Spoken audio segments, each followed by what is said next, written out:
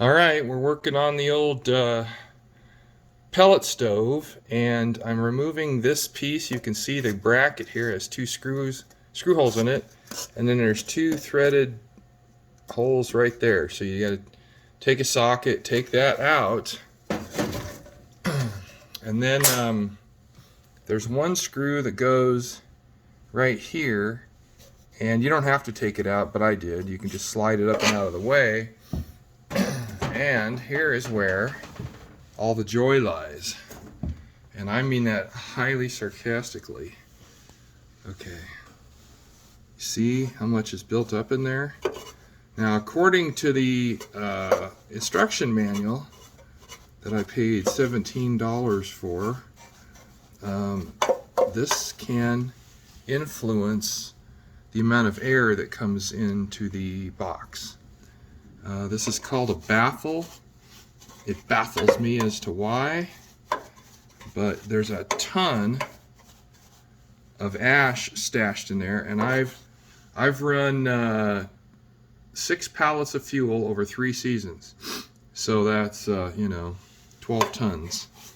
And I didn't know anything about cleaning back here, anything at all. So I don't know how far this extends or where it goes, but I'm gonna brush it out into the pan underneath, and then take a vacuum to do fine detail. Now, this thing's been off for a couple hours. It hasn't been cleaned in a while. We had some pellets branded heaters, put out lots of heat. They also put out tons of ash, very fibrous ash. Now this lignetics stuff is a lot better. Same heat, but almost no ash. So I didn't have to clean it. I had to clean them every week with the heaters. Had to clean them probably every 3 weeks with the lignetics. So it's late in the season, but we need more because it's really cold here.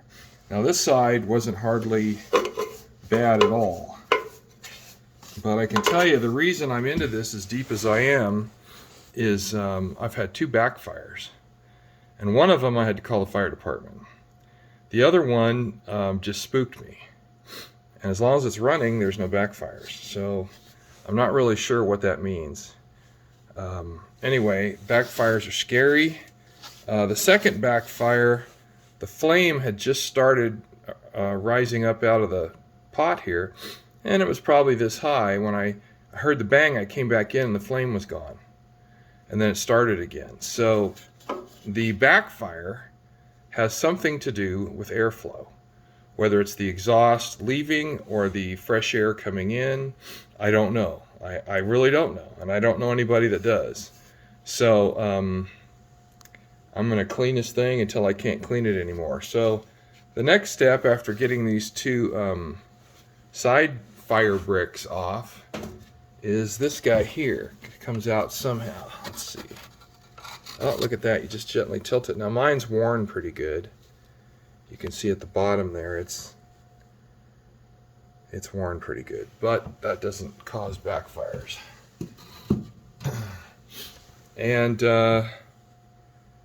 so there's some ash piled up behind here. You can see it right here.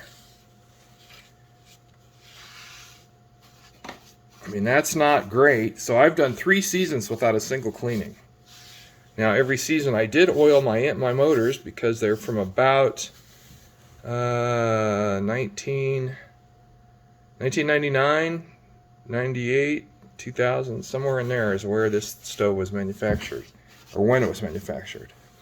So anyway, we did clean out the exhaust pipe, the 3-inch pipe, but it didn't help. I still had an explosion, so a backfire, and it's pretty scary. So anyway, I'm going to do all this manually, and then I'm going to vacuum it up to tidy up the last little bit, and we'll come back in a little bit. Alright, here's another thing I need to point out, because I don't know the internal structure of this thing. Now, you see there's some some new ash right here. This is a 2.5-inch wide paintbrush, a cheap one, and it works great. So let me show you how I got that ash down there. Okay, it's going to get a little noisy. Right up here, this panel, steel panel, watch what happens.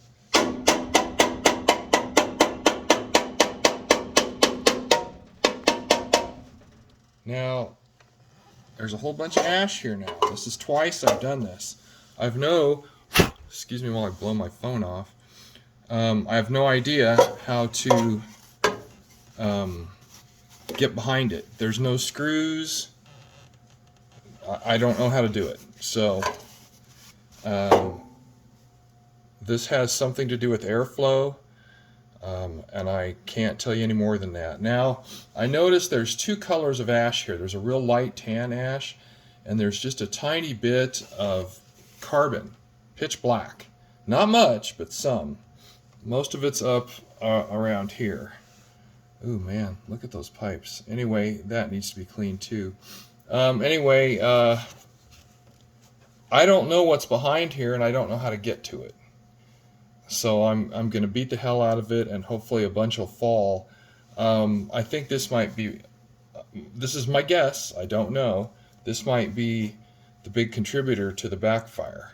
Because this thing, you know, when I showed you guys at the beginning, was almost completely full. So let me go beat on this some more, and we'll see what happens. Alright, well, I got some more out of here by banging up and down the full length of this metal sheet here. I banged on it, and I've gotten like 3 loads out of there. They're all pretty small, but I have gotten 3 loads, and now it's not dropping near as much. So I'm just trying to show you how much I got out. This side, which was way cleaner to start with, it dropped. I banged on it too, and it dropped quite a bit. So I don't know if you got to go 90 degrees to go up there, up inside this channel here. I don't know how you do it. Some kind of maybe just a coat hanger if it was plugged bad enough. But I seriously doubt, because of the people I got this from, they didn't know how to fix it. It was a real easy fix to repair this, so you can look back at my other videos and see that. And so they didn't know how to do the simple stuff. So that means they didn't do any maintenance. And I haven't done any maintenance for 6 pallets of pellets. So that's 12,000 pounds in 3 seasons. So yeah, it should be cleaned every year, I suspect. This is the first year it's given me any problems whatsoever. This has been quite a wonderful experience with this pellet stove. Okay, so the next step, I guess, is, I don't know, can I even do that from here? The scraper doesn't go full length, so, oh my God, it is so dusty under here. Why don't I use a vacuum cleaner? Because if there's any hot embers in here, it will catch my vacuum on fire. I don't have an ash vacuum. So,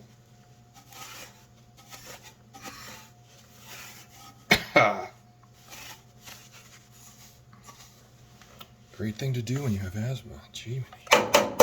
Okay, so 2 tools. 2.5-inch wide, I guess it's a cheap paintbrush, I don't really know. And your basic painter's 5-way tool. This is great for cleaning out the pot, scraping things. This thing rocks. I do have the long tool to take the pot out and all that stuff. This thing just nails it. It just, you can't argue with it. Okay, so how'd we do? Did we get it cleaner? Yeah, it's a little bit cleaner. But this, okay, if I can do it. This bar here that goes across, it won't go down all the way. I think there's a bend in the pipes or something. I really don't know. I had to fix it. It was a bit of a jerry rig. The nut fell off. I found it when I was throwing the ash away in the trash. A nut fell off, and I couldn't get it on. So I put a new nut on, and the rod that you slide in and out is not firmly attached to this thing. It's not, it's just enough to pull it upward but not push downward, if that makes any sense. So yeah, I gotta fix all that stuff, but I don't know, maybe just cleaning it's enough to stop it from exploding. Some of the stories on the web are pretty horrible about people in their pellet stoves. So don't do like I did. Try to clean it every year. The one thing I absolutely make sure I do every year is I oil it. I oil both motors, and the motor for the hot exhaust is the most important of the two, because it deals with hot exhaust all the time. So at the beginning of the season, I oil it, both bushings, and the thing has worked perfectly. Okay, so we can see that these aren't sterile, but they're pretty nice right now. That's pretty nice. Oh, look at that. There's all these places you can... I'm going to use the vacuum cleaner for the final cleanup, but for this right here, I'm just going to use this brush.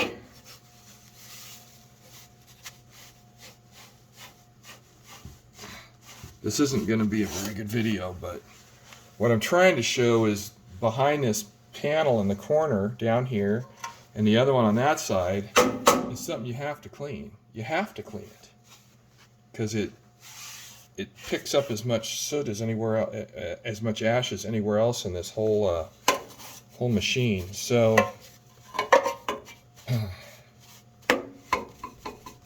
I'm filling up the tray underneath with quite a bit of stuff.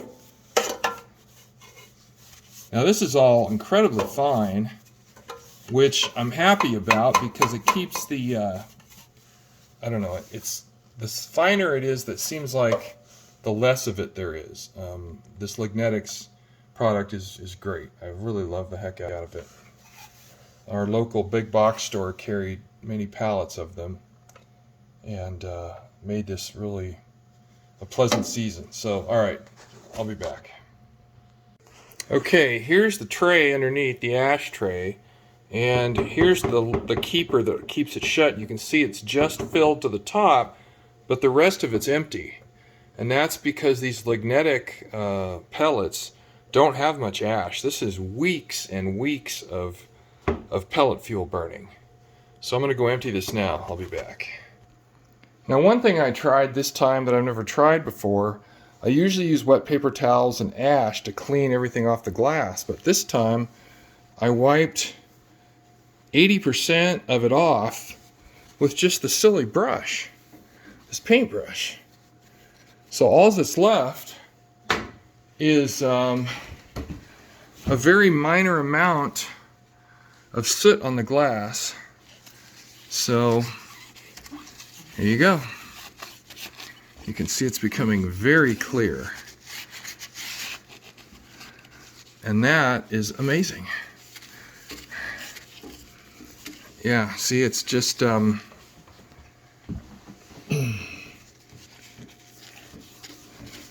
so wiping it off helped immensely.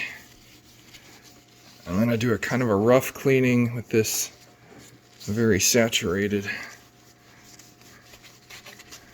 paper towel, and then I have a very clean one right next to it. Okay, so here we go.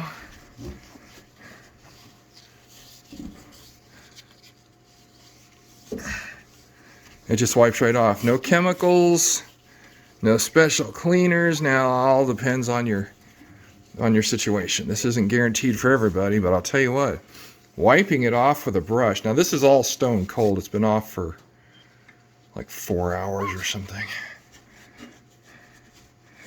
There we go. Man, that is so much nicer.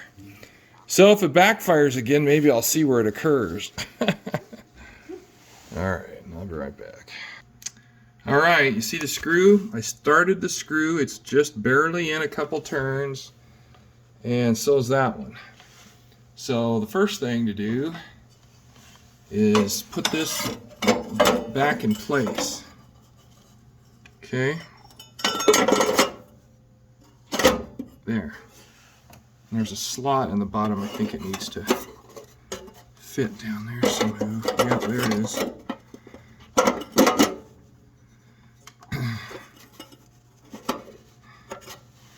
Okay, there's a slot right there. So the bottom of these little panels, see that tab sticking down in the middle of the frame? I'm going to try and get that in there. Okay.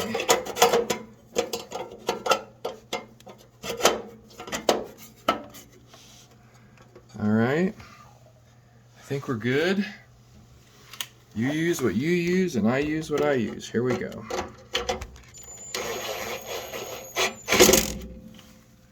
Just barely drive it home.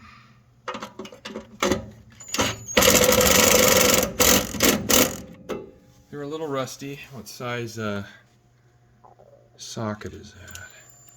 It's not a 1/4 inch. All right, well, I'll rotate it around. Maybe somebody will spot it. I have no idea what size it is. Anyway, so that takes care of those two. Let me put the fire brick back in and we'll be back. All right, well, like I said, the most important thing when you reassemble it is make sure you get the tab in the slot. It's a bit of a tight fit. You have to shove this panel into this corner pretty tight. And exactly the same thing over here. And I got them in, but I had to shove them in real tight. And then you put the screw in and just snug it carefully. And then whatever all of those passages do behind there are clean. Now the next thing I'm going to do is, the glass came out great, and I will, I'm going to start this thing and see how it comes. I have to clean all the tools and everything off, but I'll be right back again.